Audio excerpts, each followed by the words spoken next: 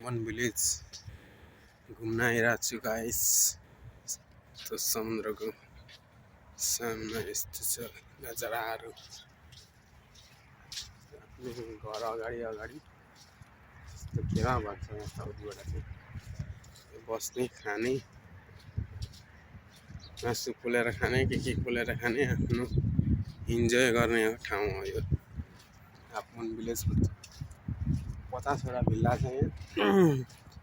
आफ्नो घर अगाडि एउटा यस्तो कसैले बनाएको छ कसैले बनाएको छैन। त्यसलाई खेमा भन्छ अरबी भाषाबाट चाहिँ खेमा बनाएको छ। यस्तो नजारा छ, पुरै समुद्रै समुद्र छ। यस्तो छ गाइस, समुद्रै समुद्र छ।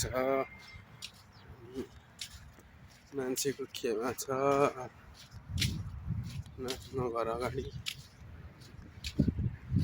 मासु पोलेर खाने, बिहिबार शुक्रबार आउने छुट्टी मनाउने ठाउँ हो यो चाहिँ हाफमन विलेज। गुगलमा सर्च गर्दा नि हुन्छ हाफमन विलेज साउदी भनेर देखाइहाल्छ। यही हो, दामी छ भ्यू चाहिँ।